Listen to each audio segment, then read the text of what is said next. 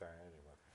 Bom, hoje nós temos dois médicos de respeito na comunidade e nós vamos falar do que está acontecendo na Associação Paulista de Medicina, a da Regional de Bauru, mas o nosso telespectador pode, inclusive, fazer perguntas no aspecto da situação da medicina em Bauru, até porque eles não se furtam em responder perguntas, os dois.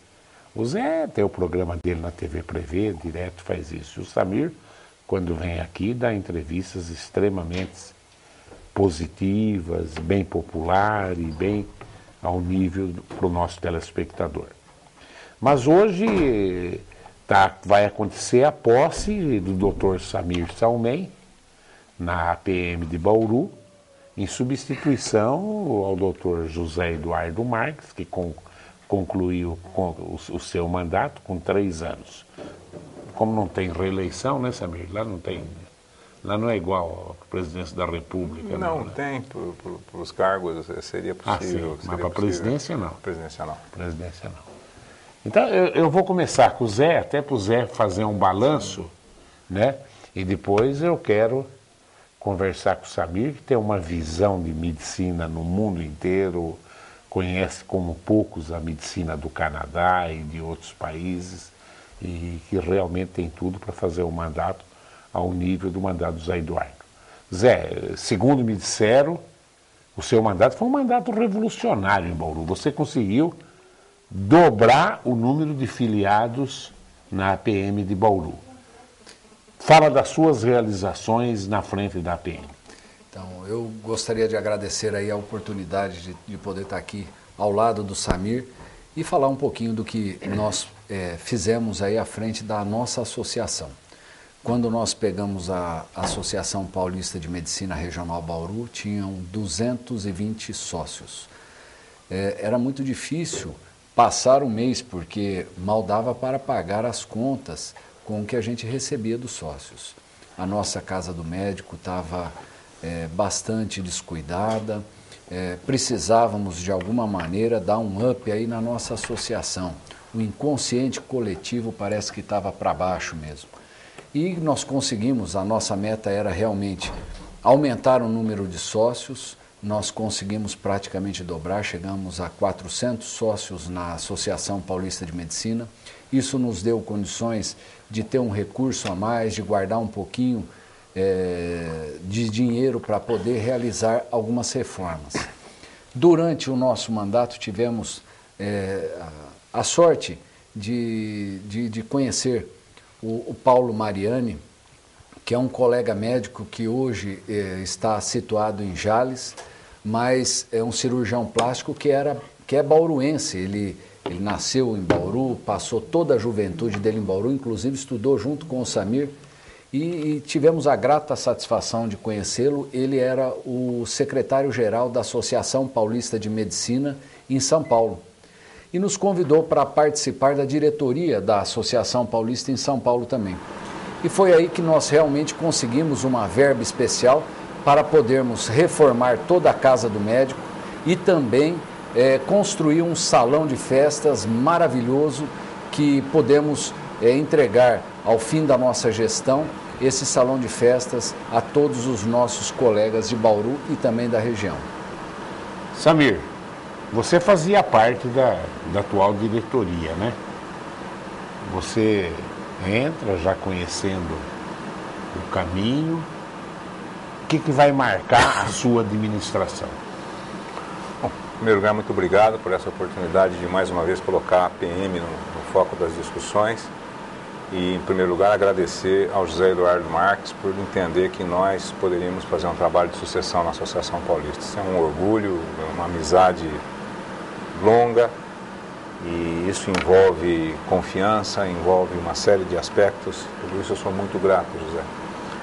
E um outro detalhe, o Paulo Mariani, que o Zé Eduardo acabou de citar aqui, que até então eu achava que ele tinha ajudado muito Bauru Primeiro, pelo prestígio óbvio que o Zé Eduardo tem junto à Associação Paulista de Medicina, e eu pude constatar isso nas 2 vezes que estive em São Paulo e agora em São Pedro com todos os presidentes. Mas a primeira pergunta que ele me fez em São Pedro, na hora que eu cheguei, ele falou assim: e o professor Duda? Então, para informação eu lembro bem sua... do Paulo. O Paulo vai estar aí hoje Vai. à noite. Eu vou lá cumprimentar o Paulo. É um cirurgião plástico de prestígio, de renome estadual, e foi aluno, cursou o colegial conosco aqui, foi para o Rio de Janeiro naquela viagem antológica, quando nós fomos lá tentar quebrar o vestibular da Sesgran Rio e aprovar os primeiros alunos de Bauru na medicina carioca, né? É verdade. E foi a primeira pergunta que ele me fez na hora que eu cheguei. Então, Zé, saiba que parte dos recursos da PM, um dos fiadores está aqui do nosso lado esquerdo. Onde se a gente for no Brasil e achar algum médico de renome, muito provavelmente está ligado ao Prevê Objetivo, do qual eu me orgulho muito. Em segundo lugar, agradecer essa oportunidade, professor, dizer ao senhor que toda vez que eu dou um passo na minha vida para frente, eu nunca me esqueço daquele ditado árabe que diz que a gratidão é um sentimento efêmero, né? Eu sempre olho para trás, e quando eu olho para trás eu vejo amigos, eu vejo a minha família, mas eu vejo a gratidão de um dia poder ter sido seu aluno. Obrigado. Eu não considero o senhor um professor, Obrigado. Eu considero o senhor um educador, e educador forma homens, né? Não forma médicos, né? Bom, é difícil suceder ao trabalho que o José Eduardo fez. Duplicar o número de associados, ou seja, garantir um aporte financeiro através da contribuição desses associados e construir uma estrutura social que pode significar a redenção financeira da casa do médico em Bauru, é um compromisso muito sério. Mas eu creio que mais sério do que tudo isso é fazer cumprir a missão objetiva da Associação Paulista de Medicina, que é zelar pelo trabalho médico. E no Brasil de hoje, nós sabemos que está cada vez mais difícil você tratar as coisas na área da saúde pública e mesmo na área da saúde complementar. Mas é uma missão que a gente pega porque a gente sabe que a gente tem amigos, e tem amigos do bem, amigos de caráter, com credibilidade. Ô Samir, você é uma pessoa que sai do Brasil constantemente, principalmente para o Canadá e outros países, para ver modelos de medicina lá fora. Até que ponto isso pode ajudar você a exercer influência na própria Associação Paulista de Medicina, com um trabalho realmente de primeira linha? Bom, o Brasil provavelmente é um dos poucos países do mundo que incutiu na sua Carta Magna, né, na sua Constituição, artigo 196, aquela frase que a saúde é um dever do Estado, uma obrigação do Estado, um direito de todos, e puxa o artigo 5º que diz que todos são iguais perante a lei no Brasil. Nós sabemos que na área da saúde pública isso não é uma verdade absoluta. O Brasil é um país que, quando o cidadão tem um câncer, né, Zé, a dificuldade para tratar uma neoplasia, para conseguir exames, para conseguir internação, para conseguir cirurgias, não é a mesma dificuldade que teve o ex-presidente Luiz Inácio Lula da Silva e a excelentíssima senhora Presidente da República, a dona Dilma Rousseff, que tratam as suas doenças no Sírio-Libanês, em caráter particular, gastando um dinheiro que é nosso, porque esses recursos são da República. Então, para o Executivo no Brasil, fica claro que o dinheiro do SUS não é o suficiente para prestar uma saúde de boa qualidade, porque eles não utilizam.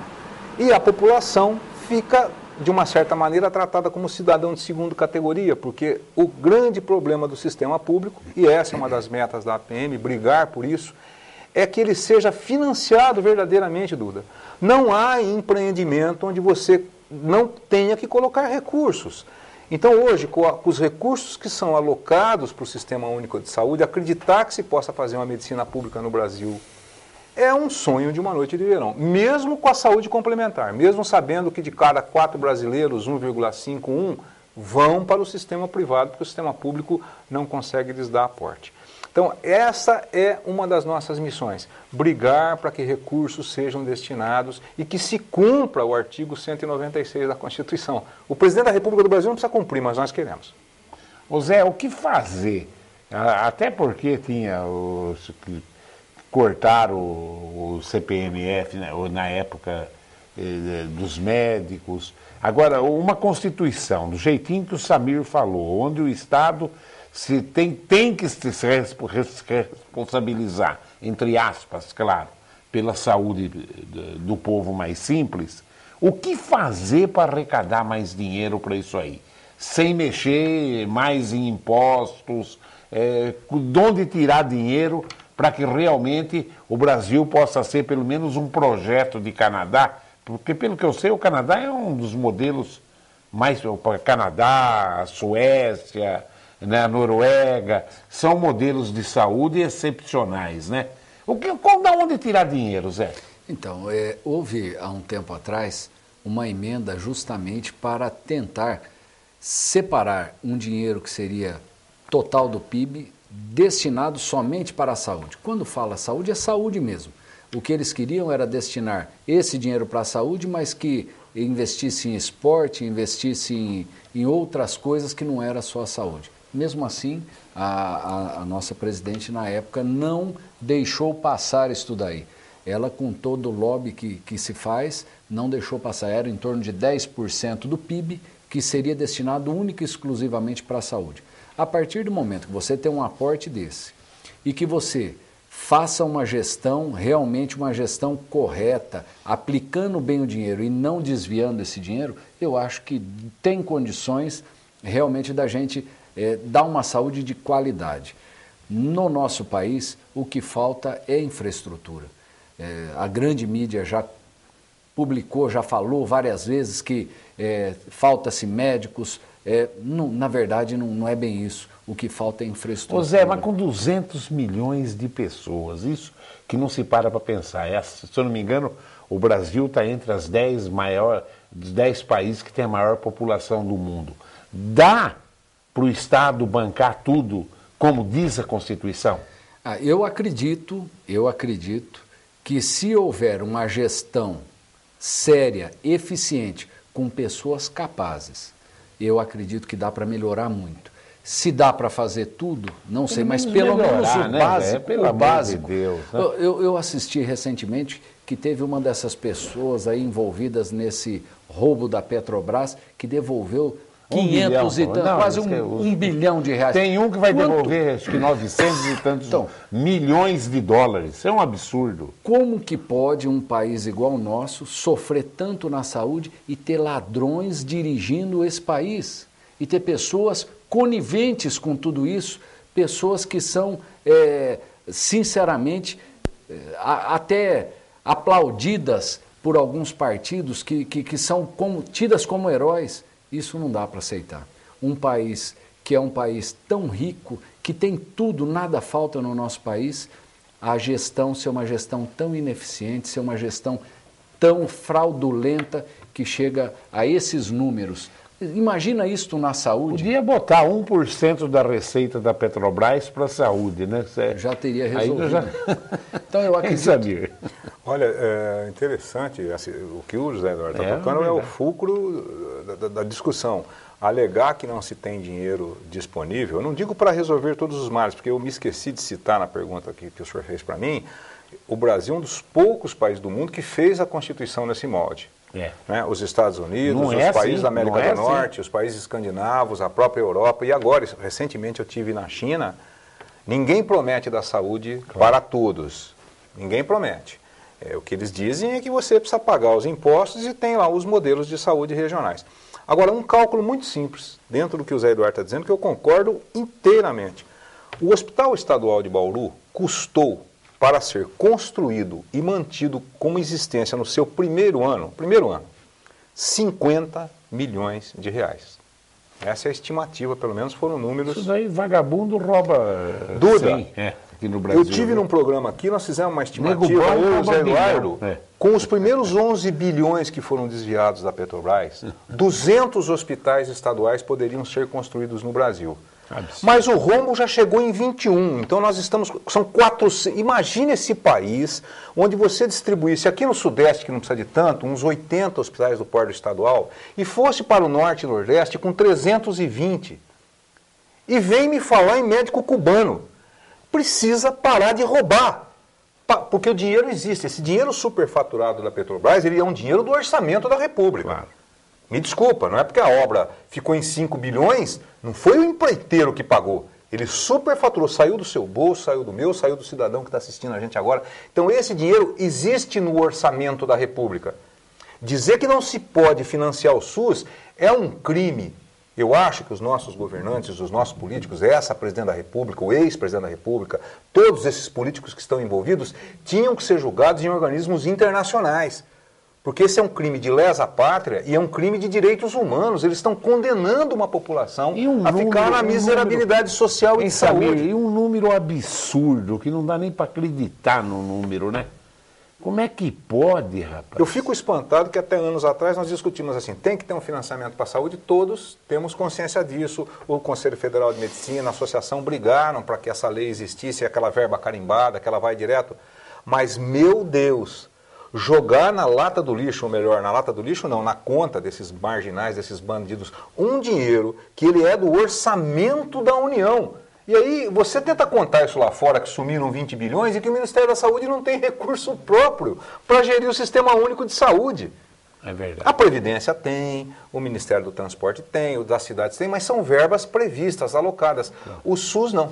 Né? É muito difícil você explicar fora do Brasil, porque esses outros países não têm previsão de dar. A China, por exemplo, é muito interessante. Se o cidadão quiser saúde pública na China, é a medicina tradicional chinesa, a acupuntura, aquelas drogas que são manipuladas nas boticas e postos de saúde periféricos onde tem de tudo, viu? Tem de xamã a médico, cura indígena, o que você pensar. Mas se você quiser a medicina ocidental diferenciada, ela é paga. A medicina é uma ciência cara hoje, Duda. Muito cara. O cidadão chega num pronto-socorro com uma dor abdominal, ele não admite mais que você indique uma cirurgia direto para ele só pela clínica, pela palpação. Ele quer, e é de direito para ele, a feitura de um ultrassom e de uma tomografia.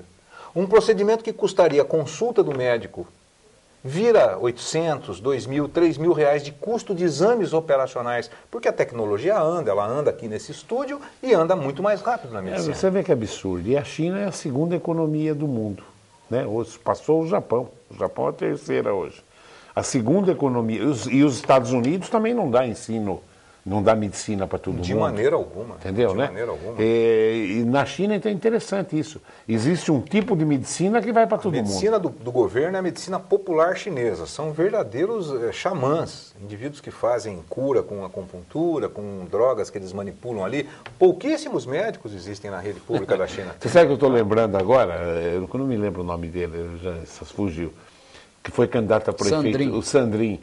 Ele chegou na campanha e ele falou isso em campanha, de botar uma benzedeira nos pronto-socorro, que já aliviava os serviços. Já benzedeira, benzia, já uma turma ia embora. Deu uma declaração muito interessante, Quando a questionaram do porquê dos médicos cubanos, ela disse que eles eram preparados para colocar a mão no ombro do paciente e dar um pouco de conforto. Eu tento entender, porque o médico no Brasil hoje está tão acuado, é tanto serviço, é um movimento tão grande nos serviços públicos, que ele realmente falta, aquele contato médico-paciente, a relação, isso é inequívoco que foi jogado no chão. Mas agora, admitir uma presidente da República, que ela está trazendo médicos que têm formação de 3, 4 anos, que nós sabemos todos, não são médicos na sua grande maioria, são biólogos, paramédicos, para confortar a população. Ora, mande assistentes sociais. Claro. Destaque padres, alguma coisa do gênero para essa região. Olha, tem um montão de perguntas já aqui que eu sabia que ia acontecer quando a gente traz pessoas do nível de vocês dois. O Reginaldo da Vila São Paulo, deixa eu ver o que ele fala aqui. Ele quer saber como que os senhores viram o caso que aconteceu recentemente na Beneficência. Ele pergunta dos médicos cubanos e depois ele fala. Quando uma pessoa chegou com problemas graves e por falta de atendimento foi transferido ao pronto-socorro público. Bom, eu não... Ontem eu entrevistei o presidente da Unimed e fora do ar, então eu ia perguntar no ar. Eu perguntei para ele se era paciente da Unimed. Ele falou, não é da Unimed. Me parece que nesse caso foi um paciente do Sistema Único de Saúde que foi resgatado pelo SAMU, o SAMU foi buscar e o SAMU teria que levar no pronto-socorro central e acabou deixando o paciente na Beneficência Portuguesa. Ele não tinha plano... Eu acredito que não tinha plano de saúde. Mas o jornal fala que tinha, viu, Zé? O jornal fala que tinha. Mas eu não sei qual era o plano de saúde. Mas da Unimed não é, tornar evidente como isso. Mas cabe um reparo na colocação que ele está fazendo, é muito interessante. Um dos trabalhos do SUS hoje, isso é muito sério, resgatar junto aos planos de saúde, a saúde complementar, muitos usuários da saúde complementar que na hora de fazer exames, eles recorrem ao Sistema Único de Saúde, exatamente porque o artigo constitucional diz que eles têm direito. Certo. Então o indivíduo paga um plano de saúde e na hora de fazer uma ressonância, uma quimioterapia, ele recorre ao SUS, porque o SUS tem serviços de referência que funcionam muito bem. Então hoje um dos trabalhos do SUS, existe um segmento para tentar resgatar esse dinheiro. Agora, o problema é constitucional.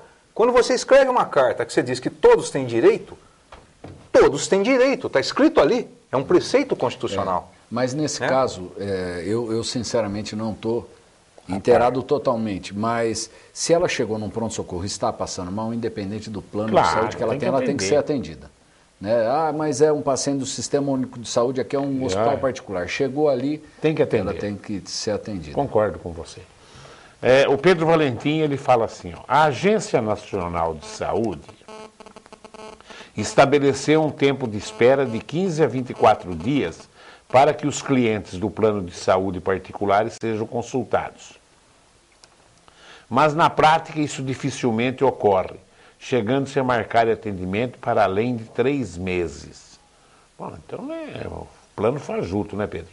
O fato de aumentar o número dos usuários que pagam, ou é um dos sintomas que não se cumpre o prazo estabelecido pela agência? Bom, isso aí é uma história para boi dormir. Né? Tá aí mais uma lei que vai entrar para as calendas daquele monte. O Brasil tem uma tendência lusitana de pelo vaz de caminha, né? Escreve, põe no papel, ninguém cumpre. Em primeiro lugar, isso é consequência do Sistema Único de Saúde funcionar mal e algumas operadoras acharem que vão entrar no mercado praticando um modelo que vai vender plano de saúde barato. Eu acabei de dizer que saúde é um sistema caro. Então as operadoras, essas picaretas, entram na praça, Duda, vendendo planos de saúde a 60, a 70 reais. Isso não existe. Precisa ficar claro que isso não existe. E a realidade é essa. Quem ganha dinheiro são as operadoras de saúde. Porque elas subpagam o trabalho médico, subpagam os hospitais, subpagam os procedimentos e depois não tem profissionais e não tem infraestrutura para atender. Para onde o paciente acorre? SUS. Cai dentro desse segmento que eu falei. Então, é preciso separar plano de saúde sério, ético, dessas picaretagens que o Brasil vem assistindo nos últimos 20 anos, que só surgem na praça porque o SUS não funciona. Agora, imaginar um cidadão que ele vai pagar um valor baratinho por plano de saúde, me desculpa, isso é um sonho que não existe. Né? Na verdade, eu posso até falar pela Unimed, existe um serviço de atendimento ao cliente e a partir do momento que tenta se marcar uma consulta, vamos até se dizer de uma especialidade muito procurada, por exemplo, endocrinologia, Exato. Neurologia, não conseguiu com aquele médico, a Unimed tem se mobilizado e ela acha um outro médico especialista tão bom quanto o que a pessoa quer para atender. Eu acredito que esse trabalho sério a Unimed aqui em Bauru faz. Não é só a Unimed, tem outros planos de saúde que atuam em Bauru também, que atua direitinho. Mas a Unimed, olha, o Grupo Preventa trabalha com a Unimed desde 1977. Nós não temos uma reclamação para fazer na rapidez. Evidentemente existem problemas na Unimed, existem lacunas, mas de uma maneira geral, socorro, a Unimed né? é pioneira, principalmente a Unimed de Bauru. Sempre ela é pioneira nas modalidades de atendimento, de assistência ao usuário. Ela tenta ser. Claro que há furos, a Unimed ficou, inclusive, pequena para o número de usuários da cidade, e agora, no pronto atendimento da Unimed, tem uma noção do volume que isso aí aumentou. Mas funciona bem, muito bem, perto da realidade dos outros planos da saúde complementar. O doutor Natanael, ele fala para você, saber, doutor, não foi só o Lula e a Dilma que usaram o sírio-libanês. O Mário Covas também, o FHC, o Sarney. E todos os vereadores e deputados, secretários, ministros, governadores e prefeitos que têm plano particular de saúde. E a roubalheira não começou só no tempo do PT, não. E sim quando o Cabral chegou ao Brasil. Natanael, a gente fala do volume do roubo, que é ladrão nesse país aqui, pelo amor de Deus. Aliás, até para falar em ladrão, o Maluf vai tomar posse hoje ou amanhã. Eu acho que o Supremo está fazendo justiça, porque se absolveu todo mundo e fecha, condenou, mas já está tudo na rua. O Maluf o que é? É um trombadinha perto do que esse pessoal está. O que esse pessoal é o batedor de carteira. Então, que seja perdoar o Maluf. Eu acho que está sendo coerente nesse país ele tomar posse. Como é que você vê isso, Samir? Eu acho que a colocação que ele faz, ela é sensata. Não dá para prender o Cabral, né? Ele já morreu faz tempo. Eu acho que a colocação que ele faz, ela está absolutamente correta. A nossa preocupação é com hoje, é tentar realizar o que foi hoje. Porque se a gente for justificar o que está acontecendo errado hoje, porque sempre aconteceu, me desculpa, fecha a porta, apaga a luz e a gente vai embora para outro país. A nossa geração quer consertar os problemas da nossa geração. Eu não condeno autoridades da República, de repente, a fazer, ou do Estado, ou do município, a fazer um atendimento diferenciado. O que eu condeno é a atitude do político brasileiro, que ele trata o sistema de saúde público como uma senhora de segunda classe, e quando ele precisa, ele é o primeiro a correr a você pedir favor, ele quer um tratamento diferenciado. Isso é um atestado de que ele não confia no sistema. Eu peguei um tempo, Natanael, né? Natanael, eu peguei um tempo na Universidade Estadual de Campinas, que eu cuidei do vice-presidente da República, na época do Geisel, o Aureliano Chaves, que era do Figueiredo do Geisel, eu não lembro mais. Mas o Aureliano Chaves... Do Figueiredo. Do Figueiredo. Eu operei Aureliano Chaves, eu operei o ex-presidente do PSDB, operei o ministro da Educação. Quando eu segui a carreira universitária ali, as autoridades políticas acorriam às universidades, às faculdades de medicina. Hoje, é muito triste assistir um ex-presidente da República fazer quimioterapia na calada da noite. Calada da noite, essa é a expressão para o senhor saber que é eleitor. Então isso significa que o indivíduo reconhece que o sistema público não funciona e é medroso, porque tem medo de encarar as pessoas. Eu sempre dou um exemplo, o ex-prefeito de Agudos, o Carlos Ottaviani, ele tinha cólicas renais, judiação horríveis, e ele ia para o pronto-socorro público, Zé. Ficava na maca, ao lado dos outros munícipes do lado dele, vendo a realidade, as dificuldades que nós tínhamos. Está aí um perfil de cidadão que sofria junto com a população ali, e cada vez que ele ia, a gente ganhava alguma coisa, viu? Porque ele via que precisava de uma ambulância. Esse país precisa obrigar as autoridades a usarem o sistema público de saúde. Enquanto essa realidade não mudar, fica essa história da carochinha aqui. Agora, justificar o que aconteceu atrás com a cleptocracia que se instalou no Brasil hoje, me desculpa, é fazer que nem Ema, enfiar a cabeça no buraco e tentar não enxergar nada. Ó, Dona Irene do Parque das Camélias, interessante, ela vem aqui. É verdade, professor Duda.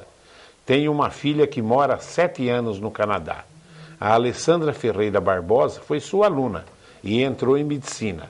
Meu genro ficou doente, teve câncer, foi no médico e em 1 semana já tinha sido operado do tumor. Recebe tratamento adequado e gratuito na cidade de London, estado que é a província de Ontário. Ontário, perto de Toronto. Muito bom. É importante frisar aqui no Canadá, apesar da medicina ser socializada, 58% bruto de tudo que o cidadão canadense ganha, ele paga ao Estado na forma de impostos. A grande diferença é que os impostos retornam da maneira como essa senhora está citando. É igual na Suécia e na Noruega. Exatamente. O Canadá ainda os impostos são menores que no Brasil, hein? Agora, a Suécia e a Noruega é maior. Mas também, acho que é os únicos 2 países que têm imposto. Mas o povo tem tudo. Sim. Tem tudo. Desde escola de qualidade, a gente brinca saúde aqui no Canadá, a única qualidade. coisa que o Estado não faz pelo cidadão é procurar um molho de chave se o cidadão perder, porque isso aí, né, mas de uma maneira geral, a assistência é a filosofia de um Estado que acorda todo dia, Duda, e pergunta o que eu posso fazer de melhor pelo cidadão, diferente da atual geração de políticos do Brasil, que pergunta assim, o que eu vou fazer para me dar bem?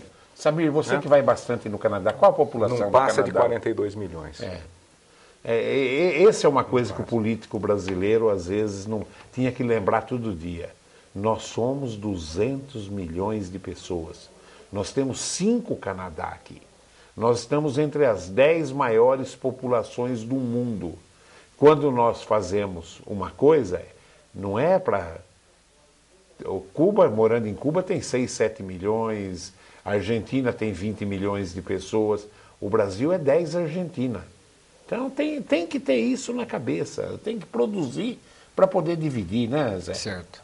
E na verdade eu acho que a nossa população está chegando num ponto que não está mais aceitando esse negócio, rouba, mas faz. Isso não existe.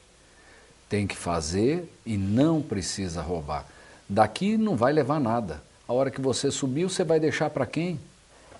você tem que fazer o suficiente para você viver bem. E você viver bem, você tem que fazer com que toda a sua comunidade também tenha uma qualidade de vida boa. Senão você vai viver o quê? Preso para que os bandidos fiquem na rua? Não dá. Então temos que realmente melhorar e melhorar para todos. A partir do momento que o cara acha que ele está roubando para a 10ª geração dele, infelizmente é um coitado. Primeiro porque não vai levar nada e vai ter que se acertar lá em cima. Ô Samir, explica você, o Zé já me contou isso aí, para você até para o nosso telespectador. Por que falta pediatra desse jeito? Ninguém quer fazer pediatria. Não só faltam pediatras, como faltam obstetras. Também. Não, obstetras, quem faz parto. Né? Primeiro que o Brasil hoje sofre um processo de judicialização da medicina.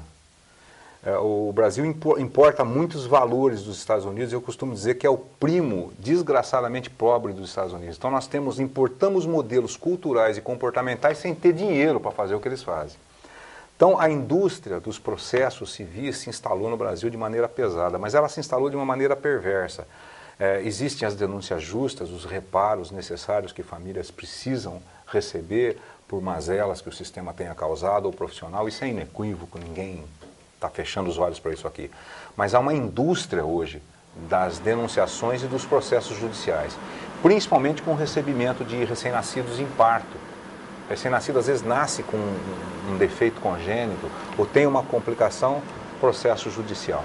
Então isso começou a afastar os profissionais dessa especialização. Segundo, eu sou casado com uma pediatra, como intensivista.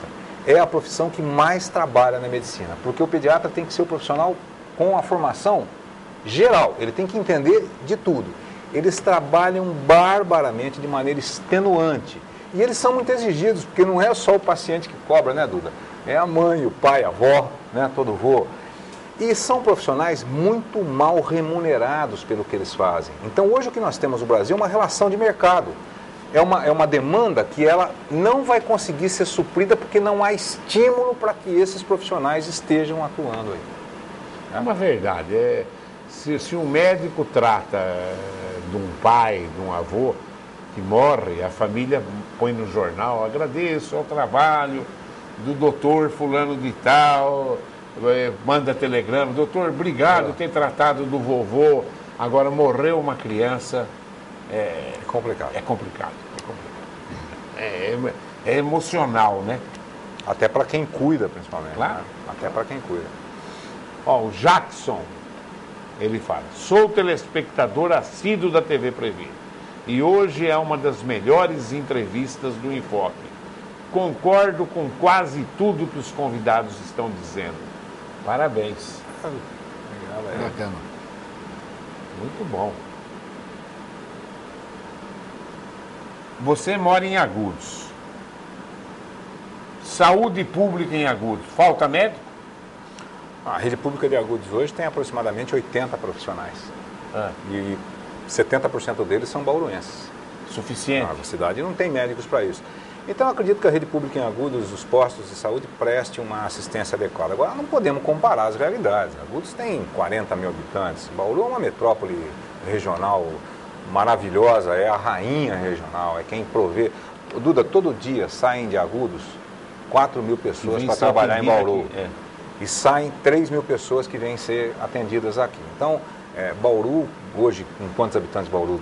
Deve estar hoje próximo dos 400 mil? Beirando. Então, é a metrópole regional. Então, são duas realidades difíceis de você comparar, porque Agudos presta uma assistência primária e secundária, mas que a saúde pública em Agudos, de uma maneira geral, vai bem, não dá para negar. O prefeito lá tem uma sensibilidade social, talvez por a cidade ser menor, a cobrança é mais direta, né? A cobrança é mais direta, mas vai muito bem, muito bem. Não podemos se queixar, não. Zé, você que corre a região inteira aí também, tem alguma outra saúde pública na região tão problemática quanto a de Bauru? Ou... Eu acredito que as cidades pequenas, de uma maneira geral, têm muita dificuldade em gerir a parte básica da saúde. Tem 1, 2 postos de saúde numa cidade que funcionam razoavelmente, mas as cidades menores sofrem mais, com exceção que o Samir está colocando aqui de Agudos, que realmente presta um serviço diferenciado na saúde pública. Eu acredito que quanto menor a cidade, mais dificuldades ela vai ter. Por quê? Porque os recursos acabam ficando menores para a saúde. E ela não tem como ter um hospital muitas vezes adequado para fazer uma internação, para ter um parto. Se ela tem um hospital adequado, falta profissionais na cidade, porque são poucos os profissionais que se submetem muitas vezes a morar numa cidade menor, eles querem ficar numa cidade maior, porém às vezes tem um hospital, mas a infraestrutura para atender um parto, para atender essa criança recém-nascida não é adequada, então ninguém quer se arriscar, mas ficando numa cidade pequena. Então por isso é que as cidades menores também sofrem. Isso daí não é só Bauru, acredito que seja a saúde pública de uma maneira geral. Isso porque nós estamos ainda no estado de São Paulo.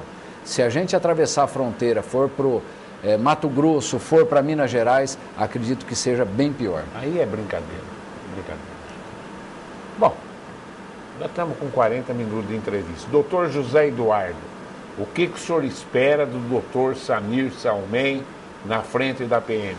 Olha, eu acredito que o Samir, sem dúvida nenhuma, está à altura da nossa associação. Ele é uma pessoa extremamente politizada, como vocês puderam assistir aí esse bate-papo.